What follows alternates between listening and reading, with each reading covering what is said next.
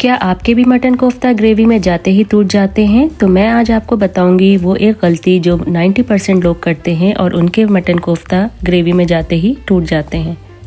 और मैं छोटी छोटी ट्रिक्स भी शेयर करूंगी जिससे कि आपके कोफ्ते बनेंगे बिल्कुल सॉफ्ट, जूसी और बिल्कुल फूले हुए, और जो ग्रेवी होगी वो बिल्कुल रेस्टोरेंट स्टाइल बनेगी।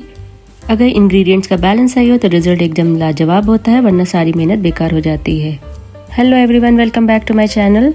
मैं हूं लुबना, मैं आपके लिए लेकर आई मटन कोफ्ता करी। तो चलिए इसे बनाना स्टार्ट करते हैं। सबसे पहले यहाँ पर हमने 2 मीडियम साइज़ की प्याज ली है, उसे हम बारीक बारीक काट लिया है। फिर उसके बाद उसे हम फ्राई कर लेंगे। जब प्याज गोल्डन ब्राउन हो जाएगी तो इसे निकाल के हम रख लेंगे, और आगे हमें इसे किस तरीके से यूज़ करना है वो भी हम बताएंगे।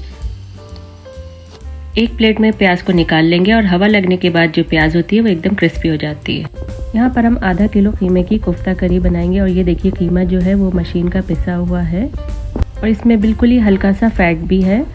अगर आप मशीन से निकलवा रहे हैं तो 2-3 बार निकलवा लें, और अगर आप के पास मोटा कीमा है तो उसे आप मिक्सर में भी ग्राइंड कर सकते हैं। तो चलिए यहाँ पर हम कोफ्ते का मसाला बना लेते हैं। तो सबसे पहले हम डालेंगे थोड़ी सी प्याज, और उसमें डालेंगे 5-6 हरी मिर्ची। हरी मिर्ची आप अपने टेस्ट के अकॉर्डिंग कम ज़्यादा कर सकते हैं, और थोड़ा सा हरे धनिया की पत्ती डालेंगे। ये सारी चीज़ों को हमें करना है फाइनली चॉप, और ये देखिए कुछ ही सेकंड में ये आसानी से जो है फाइनली चॉप हो जाएगा। हमें इसे पीसना नहीं है, तो ये देखिए हमें इस तरीके का थोड़ा सा हल्का सा दरदरा सा ये चाहिए है। मैं यहाँ पर सारे ही इंग्रेडिएंट्स जो हैं वो एक चॉपर में डाल के ग्राइंड करूँगी, और अगर आपके पास चॉपर नहीं है तो आप जो ग्राइंडर का जार होता है उसमें भी डाल के पीस सकते हैं। इस जार की कैपेसिटी कम है तो हम आधा कीमा पहले डालेंगे, और इसमें डालेंगे हम फिर cumin powder 1 teaspoon, red chili powder 1 teaspoon, coriander powder 1 teaspoon, और यहाँ पर लिया है हमने बेसन 4 टेबलस्पून रोस्टेड बेसन लिया है। तो आधा हम इसमें डाल देंगे और आधा बाकी के कीमे में हम शामिल कर देंगे। और जो प्याज हमने फ्राई कर दी थी उसका 1/4 पार्ट हम इधर यूज़ कर लेंगे, बाकी जो रिमेनिंग पार्ट होगा वो ग्रेवी बनाने में हम यूज़ करेंगे। लहसुन अदरक का पेस्ट 1 टीस्पून ऐड करेंगे, और कोफ्ते को बिल्कुल सॉफ्ट बनाने के लिए हम इसमें थोड़ा सा देसी घी ऐड कर देंगे। यहाँ पर हमने 2 टीस्पून देसी घी ऐड किया है। देसी घी नहीं है तो आप इसकी जगह कुकिंग ऑयल भी शामिल कर सकते हैं। इस तरीके से हम इसे फिर से ग्राइंड कर लेंगे, और 2 बैचेस में हमने इस तरीके को कीमे को ग्राइंड कर लिया। ये देखिए बिल्कुल फाइनली चॉप हो गया है।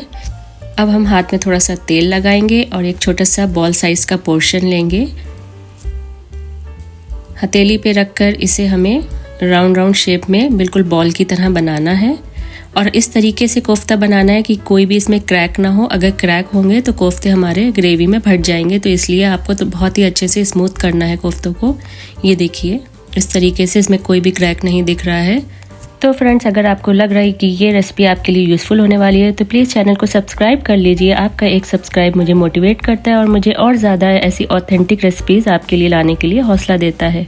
तो चलिए वापस रेसिपी की तरफ आ जाते हैं। अब यहाँ पर हम तैयार करेंगे मसाला। ये जो प्याज थी, हमने जो 3 पार्ट में जो प्याज रखी थी वो हम इसमें ग्राइंडर जार में डाल देंगे।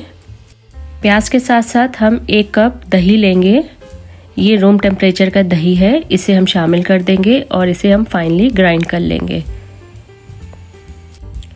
और ये सेम ऑयल है जिसमें हमने प्याज फ्राई करी थी, उसी में ही हम ग्रेवी तैयार कर लेंगे। तो हमने थोड़ा सा डाला है इसमें बे लीव्स और कुछ पीसेस लौंग इलायची के, और इसमें 2 टीस्पून जिंजर गार्लिक का पेस्ट शामिल कर देंगे। इसे हमें अच्छे से भून लेना है ताकि इसकी रॉ स्मेल निकल जाए लहसुन अदरक की। गैस का फ्लेम हमने मीडियम रखा है, बहुत हाई भी नहीं रखा है, क्योंकि जो हम मसाले डालेंगे तो वो जल सकते हैं। 1 teaspoon red chili powder, 1 teaspoon Kashmiri chili powder. Kashmiri chili powder से बहुत ही अच्छा कलर आता है। Cumin powder 1 teaspoon, coriander powder 1.5 teaspoon, turmeric powder 1/2 teaspoon, salt as per taste शामिल कर दें। एक चीज़ जो मैं दिखाना भूल गई थी, वो जब कीमा मैंने तैयार किया था तो उसमें थोड़ा सॉल्ट भी ऐड किया था, ताकि जो आपके कोफ्ते बने उसमें भी नमक थोड़ा शामिल हो। अब यहाँ पर मसाले को भूनेंगे, साथ ही साथ मसाला जले ना तो थोड़ा सा पानी इसमें शामिल कर देंगे। और ये देखिए बस बहुत ही जल्दी ये भुन जाएगा। और ये देखिए यहाँ पर ऑयल सेपरेट हो गया। तब इसमें हम शामिल कर देंगे प्याज और योगर्ट का जो पेस्ट हमने बनाया था, इसे हम शामिल कर देंगे। और जितना भी ग्राइंडर जार में आपके प्याज है उसमें थोड़ा सा पानी ऐड करके भी इसमें शामिल कर दिएगा। फिर हमें इसे अच्छे से स्टर कर लेंगे ताकि मसाले और जो प्याज है वो एक साथ अच्छे से मिक्स हो जाए। गैस का फ्लेम मीडियम है और यहाँ पर हम इसे भूनेंगे। और ये देखिए ऑयल सेपरेट हो गया है, मसाला भी अच्छे से मिक्स हो गया है। अब एक एक करके हम जो कोफ्ते हमने बना के रखे हैं वो हम इसमें शामिल कर देंगे। तो डालने से पहले एक बार कोफ्ते को एक हाथ से फिर से गोल गोल कर लिएगा, क्योंकि ये प्लेट में रखे थे तो नीचे से थोड़े चिपक जाते हैं, शेप थोड़ा डिस्टर्ब होता है, इसलिए थोड़ा सा एक बार राउंड राउंड करके इसमें शामिल कर दें एक एक करके। 2 से 3 मिनट के लिए हम कोफ्तों को बिल्कुल भी टच नहीं करेंगे और इस तरीके को कढ़ाई से ही हिलाएंगे। अब हम यहाँ पर ढक्कन लगा के इसे गलने के लिए रख देंगे। गैस का फ्लेम मीडियम टू लो रखेंगे और जब ढक्कन हटाएंगे तो ये कोफ्ते होंगे वो अपना ऑलरेडी एक शेप ले चुके होंगे। अब इस स्टेज पे आप एक स्पैचुला से धीरे धीरे इसे कोफ्तों को हिला सकते हैं, साइड्स उसके चेंज कर सकते हैं, क्योंकि कोफ्तों ने अपना एक शेप ले लिया है और ना ही ये कोफ्ते अब टूटेंगे। तो यहाँ पर हम थोड़ा सा पानी ऐड कर देंगे और फिर से एक बार अच्छे से स्टर करेंगे। अगर आप पतला सालन खाना चाहते हैं तो पानी थोड़ा और ऐड कर सकते हैं। अगर आपको गाढ़ी ग्रेवी पसंद है तो आप पानी थोड़ा कम ऐड करें। हमें जो है थोड़ा सा पतला पसंद है तो इसलिए हम थोड़ा सा पानी और ऐड कर रहे हैं। लास्ट में हम डालेंगे गरम मसाला। गरम मसाले से एक बहुत ही अच्छी खुशबू आती है। घर का बना हुआ गरम मसाला ऐड करें, अगर वो ना हो तो मार्केट वाला भी यूज़ कर सकते हैं। फिर ढक्कन लगा के मीडियम टू लो फ्लेम पे हम इसे पकने के लिए रख देंगे। 5 से 7 मिनट पकाएंगे, फिर ढक्कन हटाएंगे। हमारी ग्रेवी तैयार हो गई है। फिर इसमें हम डाल देंगे फ्रेश हरा धनिया की पत्तियाँ। ये देख रहे हैं कितना अच्छा सा प्यारा सा कलर आया है कोफ्तों पे और ग्रेवी भी बिल्कुल स्मूथ और अच्छी सी बनी है, ना ही कोफ्ते टूटे हैं।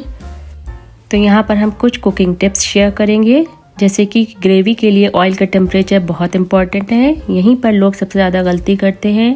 तो कोफ्तास को ग्रेवी में डालते टाइम गैस बिल्कुल स्लो रखिए और बिना हिलाए सिर्फ हल्का सा पैन घुमाइए ताकि आपके कोफ्ते भी ना टूटें। अगर आप इस स्टेप पर सब्र रखेंगे तो आपका रिजल्ट भी एकदम शानदार होगा। सॉफ्ट कोफ्ते बनाने के लिए ज़रूर से देसी घी ऐड करें जब कोफ्ते का बैटर बना रहे हों। इन कोफ्तों को आप तंदूरी रोटी, रुमाली रोटी या फिर पराठे के साथ एंजॉय कर सकते हैं। एकदम लजीज से मज़ेदार से ये कोफ्ते बने हैं, बहुत ही कम टाइम में बन के तैयार हो गए हैं। तो आप भी इसे ज़रूर से ट्राई करना और मुझे कमेंट करके बताइए कि आप कौन सी नेक्स्ट रेसिपी देखना चाहते हैं। फिर मिलते हैं नेक्स्ट वीडियो में।